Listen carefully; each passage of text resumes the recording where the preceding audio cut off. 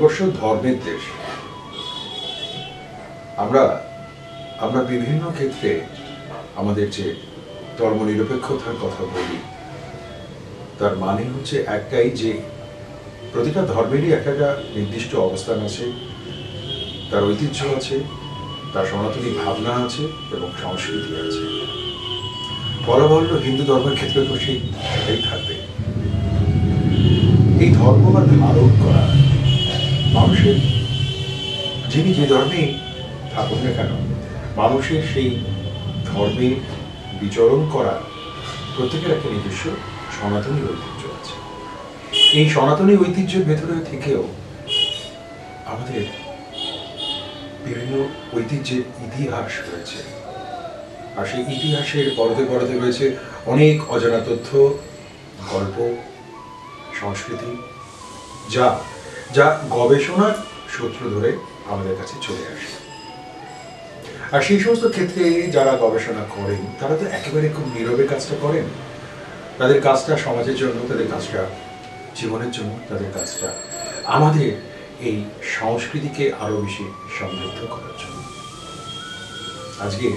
আজকে আমরা খুব অত্যন্ত উৎসাহজনক একটি বিষয় নিয়ে আলোচনা করব, সতীপীঠ। শুধু এই শব্দটুকু শুনলেই আমাদের ভেতরে একটা অদ্ভুত শিহরণ এবং উত্তেজনা তৈরি হয়, আমাদের জানার কৌতূহল বাড়ে, আমাদের উৎসাহে একটা অসীম ভাবনা তৈরি হয়েছে। সতীপীঠ নিয়ে নানা রকম গল্প রয়েছে, সতীপীঠ নিয়ে নানা রকমের গবেষণার সূত্র রয়েছে। সতীপীঠ নিয়ে গবেষণা করছেন বিশিষ্ট লেখিকা, শিক্ষিকা মৌমিতা মণ্ডল। মৌমিতা আজকে আমাদের অনুষ্ঠানের অতিথি। স্বভাবতই আজকের উৎসাহের কৌতূহলের সামগ্রিক সূত্রটা আমরা মৌমিতার কাছ থেকে শুনব। নমস্কার মৌমিতা। নমস্কার। স্বাগত। সত্যি কথা বলতে কি, একটু প্রথমে একটু হয়তো বেশি করেই বলা হয়ে গেল বলে, কিন্তু উপায় ছিল না। তার কারণ এই সতীপীঠ নিয়ে মানুষের উৎসাহ, মানুষের কৌতূহল রয়েছে। সবাই সতীপীঠ দর্শনে যাচ্ছেন, প্রণাম করছেন, পুজো দিয়ে আসছেন, সব ঠিক। হয়তো সেখানে তাৎক্ষণিকভাবে তারা একটু কিছুটা ইতিহাস জানতে পারছেন, কিন্তু সবার পক্ষে তো এই সতীপীঠ, এতগুলো সতীপীঠ ঘুরে আসা সম্ভব নয়। তাদের ক্ষেত্রে কিন্তু এই বই পড়েই জানতে হয়, এবং আপনারা যারা গবেষক, আপনাদের মাধ্যমে জানতে হয়। প্রথমে এই সতীপীঠ নিয়ে হঠাৎ গবেষণার উৎসাহে সূত্রে এলো।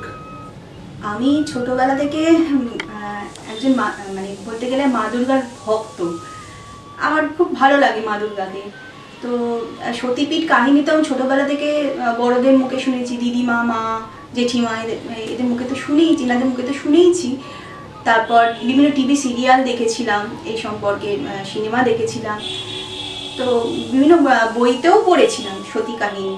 তো এই কাহিনীটা আমার খুব ভালো লাগতো ছোটবেলা থেকে, যে ওই যে শিব দক্ষযজ্ঞ দণ্ডভণ্ড করে দিলেন সতী দেহত্যাগের পর, তারপর তাকে নিয়ে তাণ্ডব, তার মৃতদেহটিকে নিয়ে কাঁধে করে সারা জগতে ঘুরে তাণ্ডব নৃত্য শুরু করলেন। তারপর শ্রী বিষ্ণু সেই তার সুদর্শন চক্রের মাধ্যমে সতীদেহটাকে খণ্ড বিখণ্ড করে দিলেন, যাতে মহাদেব শান্ত হন এবং পৃথিবী তথা বিশ্বব্রহ্মাণ্ড এই মহাধ্বংসের হাত থেকে রক্ষা পায়, সৃষ্টির মধ্যে একটা সন্তুলন বজায় থাকে। তো সেই জন্যই খণ্ড বিখণ্ড করে দিলেন। তো যেখানে যেখানে এই খণ্ডগুলো পড়লো সতীদেহের, তো সেখানে একটা করে সতীপীঠ গড়ে উঠলো, একটা ধর্মীয় স্থান গড়ে উঠলো। এইটা তো একেবারে খুব, হ্যাঁ, মানে একেবারে আমরা যারা সাধারণ মানুষ, আমাদের কাছে এই ইতিহাসটা মোটামুটি কম বেশি জানা। হ্যাঁ, সবারই জানে, এটা কম বেশি সবাই জানে। তো এইগুলো বেশ ভালো লাগতো, বেশ পুরাণ কথাগুলো শুনতে বা দেখতে বেশ ভালো লাগতো। একটা আগ্রহ, আমার কৌতূহল মনের মধ্যে ছিল, মানে ছোটবেলা থেকে একটা আগ্রহ ছিল এই বিষয়টা আরো বিস্তারিতভাবে জানার। তো তারপরে তো বিভিন্ন মানে জীবনের পড়াশোনা, এই সমস্ত শিক্ষা, তারপরে কর্মজীবন, এই সমস্ততে আমি ব্যস্ত হয়ে পড়লাম। তো এই জিনিসটা মাথা থেকে টোটালি চলে গেছিল, কিন্তু মনের মধ্যে কোথাও একটা সুপ্ত বাসনা ছিল যে এই বিষয়টা সম্পর্কে বিস্তারিতভাবে জানা। তো তারপর যখন এই পৃথিবী শুদ্ধ একটা এই করোনা ভাইরাস বলে একটা শত্রু, একটা অনুশত্রু চারিদিকটা মানে রণ্ডভণ্ড করে দিচ্ছে। এই সতীপীঠের শিবের মতোই যেন রণ্ডভণ্ড তাণ্ডব নৃত্য শুরু করলো সারা জগৎ জুড়ে। তো সেই সময় কি জনজীবন, সব ব্যস্ত যে জনজীবন, সেটা তো ব্যাহত হলো, কিছুটা থমকে দাঁড়ালো। তো আমার তো স্কুল, আমি একটা প্রাথমিক বিদ্যালয়ে শিক্ষকতা করি, তো সেই স্কুল টুল তো সব বিদ্যালয়টা সব কিছু বন্ধ হয়ে গেল। তখন হাতে কিছু সময় এলো এবং তখন তখন লেখা এবং গবেষণা সূত্র। আচ্ছা, এবারে দ্বিতীয় ক্ষেত্রে যেটা আমি আসছি সেটা হলো যে এটা তো নিজের উৎসাহের একটা ক্ষেত্র, এবং তারপরে যদিও বলাই বাহুল্য এর আগে গবেষণার ক্ষেত্রে বিভিন্ন রকম ভাবে পড়াশোনা, বিভিন্ন বই সংগ্রহ, বিভিন্ন জায়গায় যাওয়া, এই ব্যাপারগুলো এরকম কি হয়েছে যে কোন একটি নির্দিষ্ট সতীপীঠ নিয়ে নিজের একটা ধারণা ছিল, কিংবা বই পড়ে বা বিভিন্ন তথ্য জেনে একটা ধারণা হয়েছিল, কিন্তু পরবর্তী পর্যায়ে সেই ধারণাটা বদলে গেল যখন লিখতে যাচ্ছেন বা নিজে যখন? এরকমও হয়েছে কারণ সবাই জানে যে নর্মদা সতীপীঠ, এটাকে এই নর্মদা সতীপীঠটাকে, এটা পীঠ নির্ণয় তন্ত্র, শিবচরিত, তারপর তন্ত্র চূড়ামণি, এই সমস্ত যে তন্ত্র সাহিত্যের যেখানে সতীপীঠের তালিকা রয়েছে, সেখানে এই নর্মদা সতীপীঠের কথা উল্লেখ রয়েছে। সেখানে প্রত্যেকটা সতীপীঠে দেবীর এক একটা করে নাম থাকে, তার সাথে ভৈরব থাকেন। যেমন শিব আর শক্তি দুজনে একে অপরের পরিপূরক। তো যেখানে যেখানে শক্তি থাকবেন সেখানে শিব অবশ্যই থাকবেন ভৈরব রূপে। আচ্ছা, কখনো মনে হয়নি যে নর্মদা কি করে পীঠ হতে পারে? কারণ নর্মদা তো কখনোই। হ্যাঁ, আমি বলছি সে কথাটা, যে শিব আর শক্তি, মানে শক্তি বলতে মা দুর্গা, মানে শিবের স্ত্রীকে বলা হচ্ছে। তো অ্যাকচুয়ালি শিবের স্ত্রী তো তিনি নন, তিনি কিন্তু মানে আমরা জানি শিবের স্ত্রী, কিন্তু তিনি হচ্ছে বিশ্বজননী। হ্যাঁ, এমনকি ব্রহ্মা বিষ্ণু মহেশ্বর তারই সৃষ্টি, ঠিক আছে। তো তিনি জগতের কর্ম প্রত্যেককে অর্পণ করার জন্য, কর্মভার অর্পণ করার জন্য তিনি ব্রহ্মা বিষ্ণু মহেশ্বরকে সৃষ্টি করেন এবং দেবতাদের সৃষ্টি করেন, এবং সারা জগতের মানুষ, সকল শ্রেণীর জীবদের সৃষ্টি করে। তো সেইখানে এই যে শিব আর শক্তির কথা বলছি, তো তারপরে সতী ঠিক করেন, সতী মানে বলবো না, আদ্যাশক্তি মহামায়া বলবো, তিনি কিন্তু শিবকে প্রতিরূপে বরণ করেন, তার লীলা সঙ্গী হিসাবে বেছে নেন। তো সেই কারণে যখনই মায়ের কোনো লীলা হয় তখন কিন্তু বাবা মানে শিব ঠাকুরও কিন্তু সঙ্গে থাকেন। তো সতীপীঠে কিন্তু ভৈরব মানে শিবেরই একটা প্রতিরূপ থাকেন ওই সতীপীঠটাকে রক্ষা করার জন্য।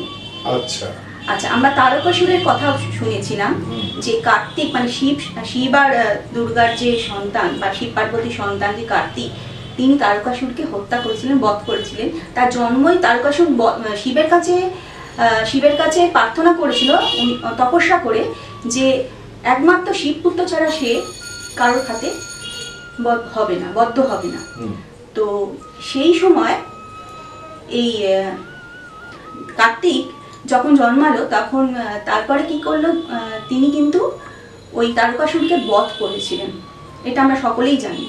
কিন্তু যখন সতীর দেহত্যাগ হলো তখন তো মহামায়াকে কোথাও খুঁজে পাচ্ছেন না, তিনি তো লীন হয়ে গেছেন, মানে অন্তর্ধান হয়ে আছেন। তিনি আছেন কিন্তু জগতের সামনে নেই, তিনি লুকিয়ে রয়েছেন। মহামায়া সবসময় ছিলেন, থাকবেন, হ্যাঁ আছেনও। তো তখন সতীর যে অংশগুলো, দেহের খণ্ডগুলো বিভিন্ন স্থানে পড়লো, তখন তারকাসুর কি চেষ্টা করলো যে সেই অংশগুলোকে নষ্ট করা, দেহ খণ্ডগুলো, যাতে সেই দেহের অংশগুলো যদি নষ্ট করে দিই তাহলে মহামায়া আবার নতুন করে পুনর্জন্ম নিতে পারবে না, তার দেহের অংশগুলো যদি নষ্ট করে দেয়। এরকমই একটা কথা শোনা গিয়েছিল, পুরাণ অনুযায়ী বলা হয়েছে। তো সেই কারণে সেই তারকাসুর যাতে তার অন্যান্য ওষুধদের সাথে সেই সতীপীঠের সতীর দেহখণ্ডগুলোকে যাতে নষ্ট না করতে পারে, সেই জন্য কিন্তু শিব সেখানে রক্ষক হিসাবে, ভৈরব হিসাবে, এটা হচ্ছে মানে যে ভৈরব কেন থাকে সতীপীঠে, এটা বললাম। তো এইবার আমরা ন্যাচারালি বুঝতে পারছি যে ভৈরব যখন শিব, তার স্ত্রী তো অবশ্যই পার্বতী বা দুর্গা সতী হবে। তো এবার নর্মদার যে সতীপীঠটার কথা আমি বলছি, নর্মদা সতীপীঠের কথা আমরা জানি যে যখন মহাদেব সমুদ্র মন্থনের পরে যে হলাহল উঠে এসেছিল সেটা গলায় ধারণ করেছিলেন। সেই বিষের জ্বালায় তিনি মানে একদম মানে স্থির থাকতে পারছিলেন না, যে এত যন্ত্রণা হচ্ছিল তার। তো তিনি চারিদিকে ঘুরছিলেন সেই যন্ত্রণার প্রশমনের জন্য। তখন এই অমরকণ্টকে যে মৈকাল পর্বত সেইখানে এলেন তিনি। তো সেখানে বসে অমরকণ্টকের প্রাকৃতিক সৌন্দর্য দেখে এত মোহিত হয়ে গেলেন, তিনি সেখানে বসে ধ্যানস্থ হয়ে গেলেন। তখন মহাদেবের শ্বেতবিন্দু থেকে একটা নদীর সৃষ্টি হলো। নদী বলবো, কন্যাই বলবো তাকে, নর্মদা তার নাম। তো নর্মদা যখন চোখ মানে নারী হিসাবেই তিনি আবির্ভূত হলেন, নদী যখন, তখন শিবের পদতলে বসে উনি তপস্যা করেন যে এনার থেকে আমি সৃষ্টি হয়েছি, ইনি আমার পিতা, আমি তার কন্যা।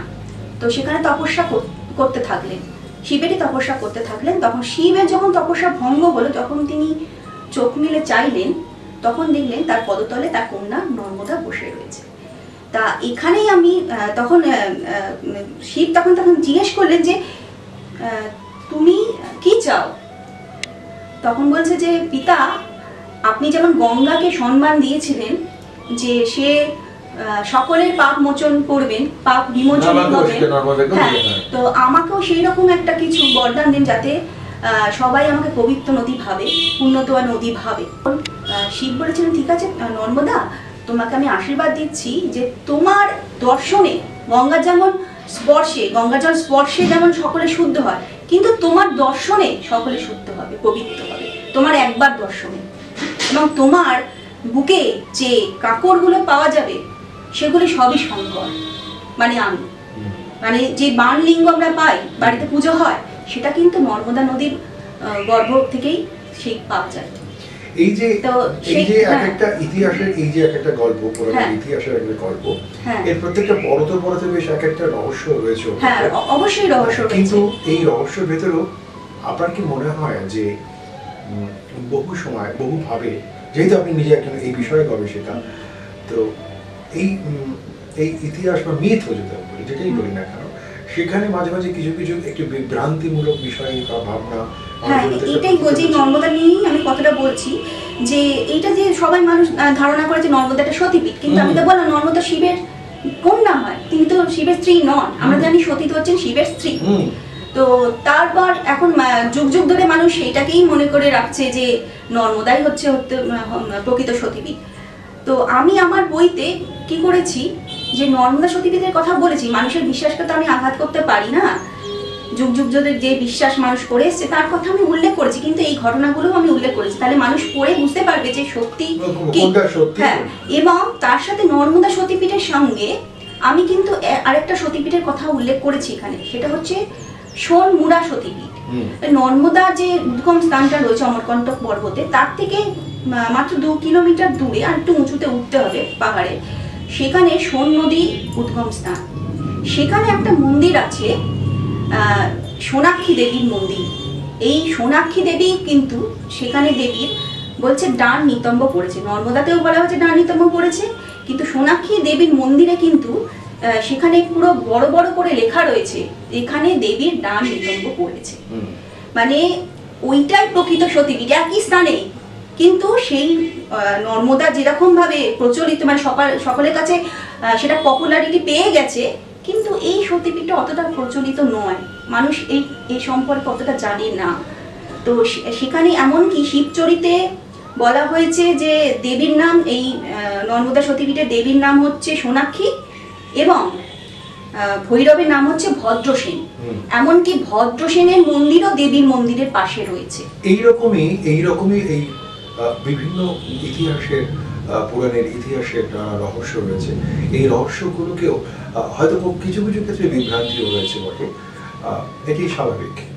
কিন্তু মমিতা যে কথাটা বললেন এটা একেবারে খুব পরিষ্কার। এটা আমরা আমাদের হয়তো আমাদের বিভিন্ন তো আড্ডাতেও এই বিষয় নিয়ে আমাদের কথা হয়েছে। এই তথ্যটা কিন্তু আমি সঠিকভাবে জেনেছি এই কারণে, আমার ভিলায় একজন মাস্তুতো ভাই থাকে, সতীপীঠ যখন লিখছি তখন তো আমি শুধু বই বা ওয়েবসাইট বা ভিডিও বা নিউজ চ্যানেল বা নিজে যেখানে গেছি সেগুলো তো রয়েছে, এগুলো থেকে তথ্য সংগ্রহ করেছি, বা প্রত্যক্ষ যারা গেছে তাদের সাথেও কন্ট্যাক্ট করেছি, এমনকি বাংলাদেশের লোকেদের সাথেও আমি কন্ট্যাক্ট করেছি যাদের চেনা পরিচিত আছে, ফেসবুকের মাধ্যমেই বলুন বা আমার নিজস্ব চেনা পরিচিতের মাধ্যমে পরিচিতির মাধ্যমে আমি যোগাযোগ করেছি। তো আমার একজন ভাই ওই ভিলাইয়ে থাকে, ওকে আমি বলেছিলাম যে আমার যখন সন্দেহ হয় যে এই রকম ব্যাপারটা তো হতে পারে না, সোনমুড়ার কথাটা অল্প একটা জায়গা আমি দেখেছিলাম, তখন আমি ওকে জিজ্ঞেস করি, হ্যাঁ রে ভাই তুই কি অমরকণ্টক গেছিস ঘুরতে? তখন বলে হ্যাঁ আমি গেছি। তখন আমি ওকে বলছি যে ওখানে কি কি মন্দির দেখেছিস সেই ছবিগুলো আমাকে পাঠাতো। তো ও আমাকে সব ছবিগুলো পাঠিয়েছিল, সেখানে আমি ওই ছবিটা দেখি যে সোনাক্ষী দেবীর মন্দির, সেখানে লেখা রয়েছে দেবী। এবং এইভাবে বিভিন্ন তথ্যের সন্নিবেশেও কিন্তু যে কোনো মানুষের কাছে মূল গবেষণা যে সত্য তার ক্ষেত্রফলটা অনেক ক্ষেত্রে প্রকাশ পায়। মৌমিতা সেইভাবেই কাজটা করেছেন এবং তার কাজের ক্ষেত্রে তার যে বই, সেই বই খুব সম্প্রতি বেরিয়েছে এবং সেই বই অত্যন্ত মানুষের কাছে সমাদৃত হয়েছে। সেই বইয়ের নাম কিন্তু নবরূপে সতীপীঠ। এখন এই নামের ভেতরেও কিন্তু একটা রহস্য রয়েছে। কেন নবরূপে সতীপীঠ, কেনই বা এই নামকরণের ক্ষেত্রে একটা অন্যরকম ধারণাকে প্রথিত করে দেওয়া হলো গবেষণার ক্ষেত্রে? তাহলে মূল দর্শনের ক্ষেত্র থেকে কি কোনো কিছু বিচ্যুতির জায়গাতে আমরা পৌঁছলাম, নাকি আমাদের যে মূল বিষয় বা ভাবনা সেটারই কাছাকাছি একটু অন্যভাবে অন্য রূপে আমরা দেখতে পাচ্ছি? এটি একটু জেনে নেওয়া প্রয়োজন, জানবো। তবে তার একটা বিরতিতে যেতে হচ্ছে, বিরতির পর ফিরে আসছি, সাথে থাকুন। প্রচার নয়, গানের প্রসারে যে সমস্ত সঙ্গীত শিল্পীরা উৎসাহী তারা সাধু। আজকের গান ভালোবেসে যোগাযোগ করুন 8910397630। আজকের গান ভালোবেসে। আজকের গান ভালোবেসে গান। বিরতির পর ফিরে এলাম। আজকে অনুষ্ঠানে আমাদের অতিথি বিশিষ্ট গবেষিকা লেখিকা মৌমিতা মণ্ডল। মৌমিতা, যেটা বিরতির আগে কথা হচ্ছিল,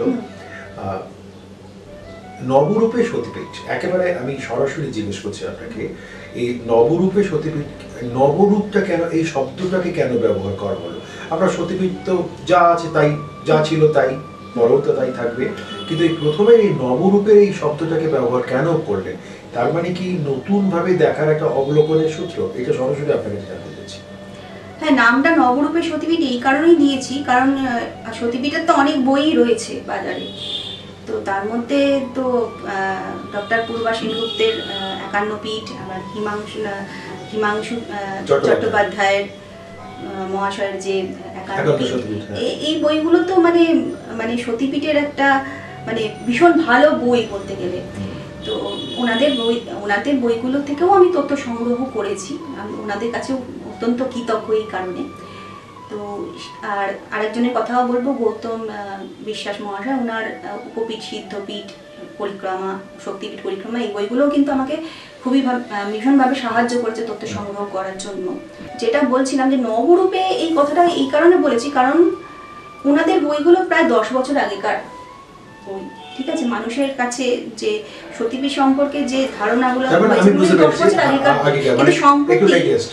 সম্প্রতি কিন্তু ওই মন্দিরগুলোর নানা রকম সংস্কার হয়েছে, নতুন কিছু মন্দির হয়েছে, বা এই যে পুজোর টাইমিং বদলেছে, এরকম হতে পারে।